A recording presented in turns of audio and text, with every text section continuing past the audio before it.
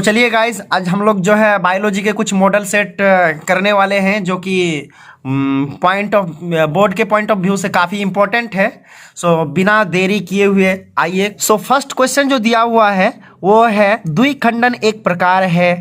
यहाँ पे दिख रहा है द्विखंडन एक प्रकार है, यानी कि इसी का इंग्लिश बोलता है binary fusion is a type of. तो binary fusion is a type of asexual reproduction. आप लोग सबको ही कर लिए थे। असेक्सुअल रिप्रोडक्शन का वैसे बहुत सारा टाइप है, लेकिन यहाँ पे ऐसे दिया हुआ है।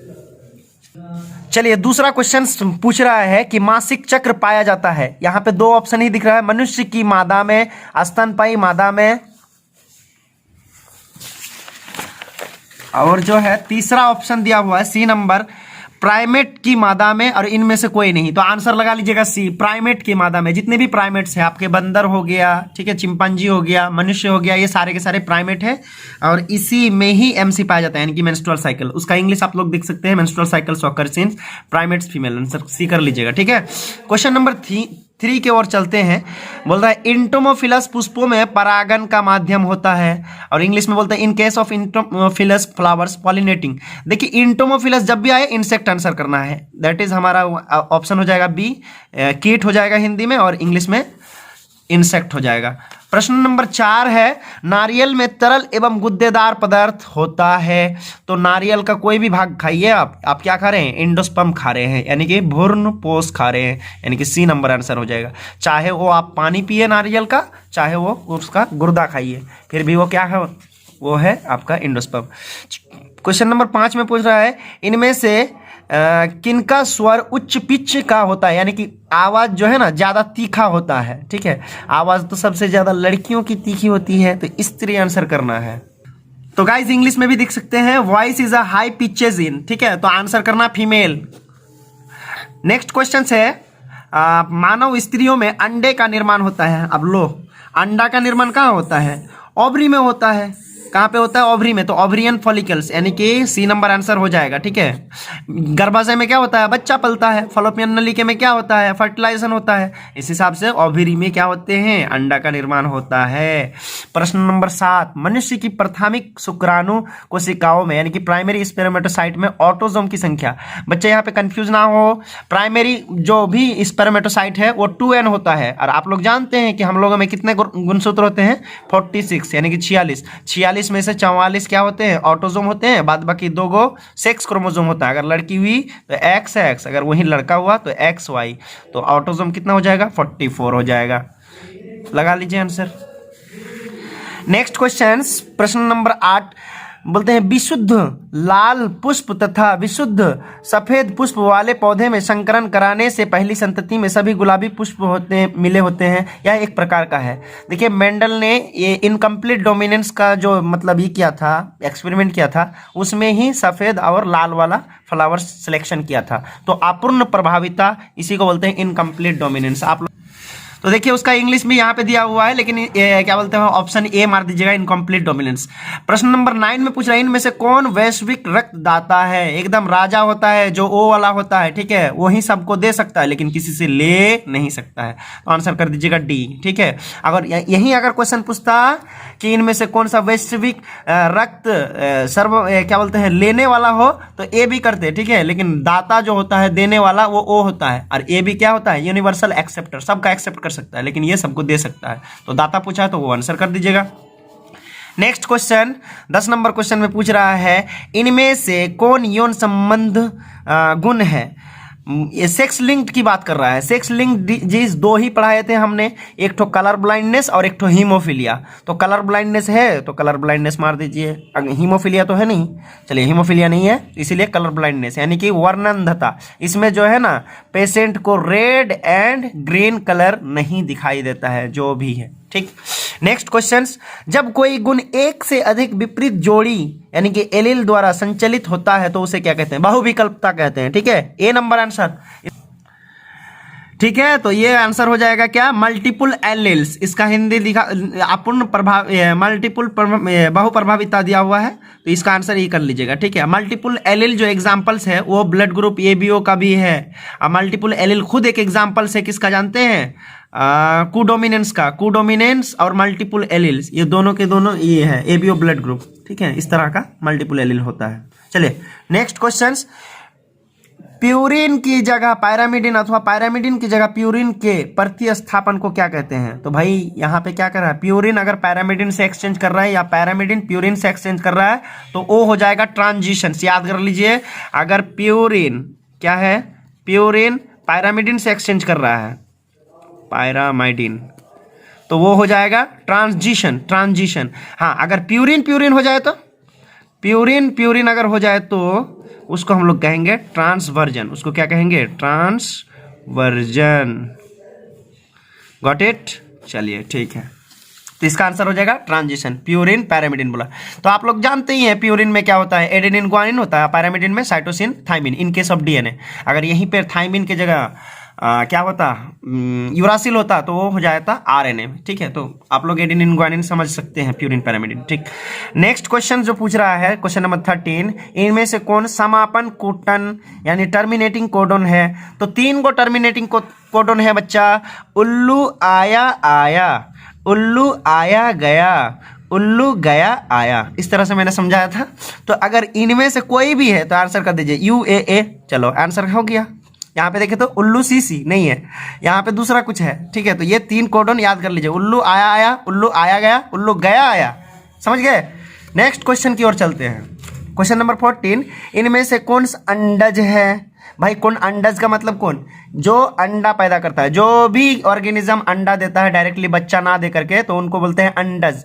ठीक है, कंगारू बच्चा देता है, लेकिन एकिडिना क्या है? इसी को आंसर कीजिए। अब ऑप्शन सी भी देख लीजिए प्लीज। ऑप्शन सी में दिया हुआ गाय, और इनमें से कोई नहीं, तो भाई क्या बोलते हैं, गाय तो डायरेक्ट बछड़ा देता है, तो एकिडिना इस हिसाब से सही आंसर हो जाएगा, ए आंसर हो जाएगा। क्वेश्चन नंबर 14 का ए आंसर। ठीक है, नंबर 15 में आते हैं। लेमार्कवाद का संबंध है। भाई लेमार्क ने सिद्धांत दिया था, क्या जानते हैं कि उपयोग और अनुपयोग की वजह से अंग का क्या होता है, अंग बढ़ता भी है और अगर ना उपयोग किया जाए तो वो खत्म हो जाता है। जैसे हम लोगों में क्या है, वेस्टिजियल ऑर्गन्स, एक अपेंडिक्स है तो काट करके हटा दिया जाता है ना, कोई यूज नहीं होता है, तो वो भी वेस्टिजियल ऑर्गन है। तो इन्होंने उपयोग और अनुपयोग का भी सिद्धांत दिया था। और दूसरी बात ये, उपर्जित लक्षणों की वंशागति का भी नियम दिया था। इन्होंने एग्जाम्पल दिया था जिराफ की, वो भाई ज्यादा से ज्यादा पेड़ को खाने का ये कर रहा था, प्रयास कर रहा था, तो अगला नस्ल जो उसका आया उसका गर्दन बहुत ज्यादा लंबा हो गया। तो इस हिसाब से इसका आंसर सी हो जाएगा, दोनों दिया था। ठीक है, लेमार्कवाद।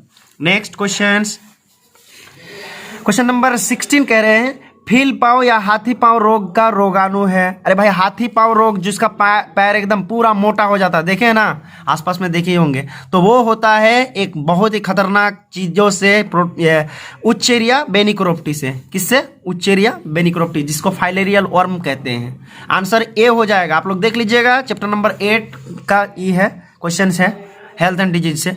नेक्स्ट क्वेश्चन है, अंतर संकरण से वृद्धि होती है, अंतर संकरण से वृद्धि होती है, तो ये हो जाएगा समझाता का। ठीक है, चलिए प्रश्न नंबर 18 में पूछ रहा है, सर्वोत्तम दुधारू नस्ल के पशु है, यानी कि वो पशु जो ज्यादा से ज्यादा दूध दे, उस नस्ल का नाम बताना है आप लोग को।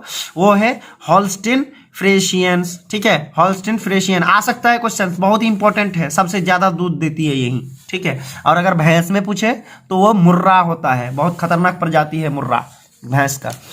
चलिए क्वेश्चन नंबर 19 में चलते हैं। बैक्टीरिया की खोज किसने किया था? बैक्टीरिया का खोज किसने किया था?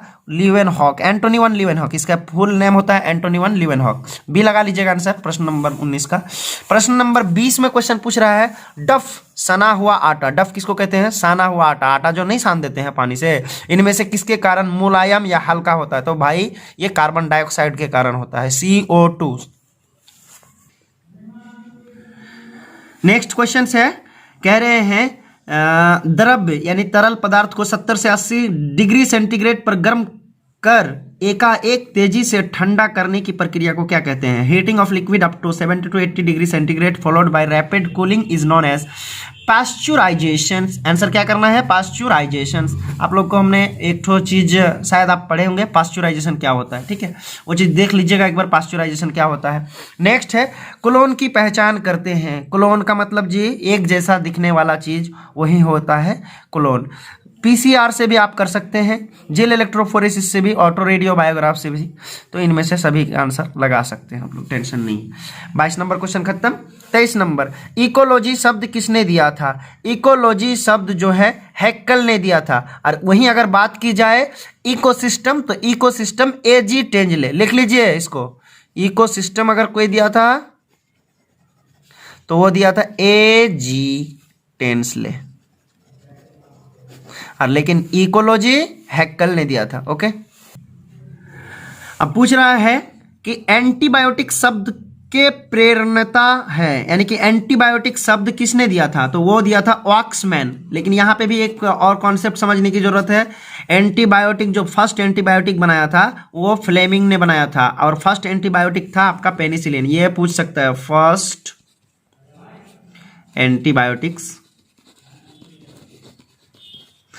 एंटीबायोटिक्स ये दिया था, फ्लेमिंग ने बनाया था। ठीक है, फर्स्ट एंटीबायोटिक्स क्या था? उसका नाम पेनिसिलिन। ठीक है, और पेनिसिलियम नोटेटम एक फंगस था, उन्हीं से बनाया गया था। वो बैक्टीरिया को ग्रो करने के लिए ग्रो नहीं करने देता था। इसीलिए एंटीबायोटिक्स का आप लोग जानते हैं, एंटीबायोटिक्स क्या होता है? बैक्टीरिया के खिलाफ होता है। लेकिन इस टर्म को ऑक्समैन ने दिया था, और फर्स्ट एंटीबायोटिक जो दवा बनाया था पेनिसिलिन, वो फ्लेमिंग ने बनाया था। तो यहाँ पे टर्म पूछा है, इसीलिए ऑक्समैन लगाएंगे। नेक्स्ट 25, फेरोमोन जाल में क्या होता है? फेरोमोन जाल आप लोग पता है क्या होता है? जैसे खेत उत में ही नहीं लगाते, इंसेक्ट को मारने के लिए, बहुत ज़्यादा मच्छर हो जाता है, बहुत ज़्यादा मक्खी उक्खी हो जाता है, तो ठीक है, उसी को मारने के लिए, उसी को ख़त्म करने के लिए किया जाता है। जैसे हम लोग अपने रूम में गुड नाइट कह के जलाते हैं मच्छरों को मारने के लिए, उसी तरह से किसान फेरोमोन जाल बिछाता है। ठीक है, ऐसे जाल बिछाते दिख जाएगा। तो ये नर और मादा दोनों के लिए मस्क्यूटो। ठीक है, तो आंसर कर दीजिए बोथ, दोनों।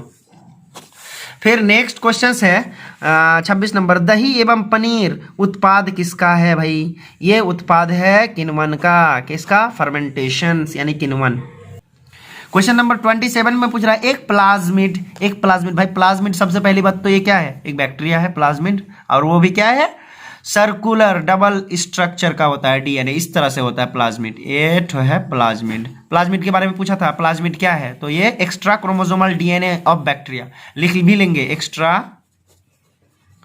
क्रोमोसोमल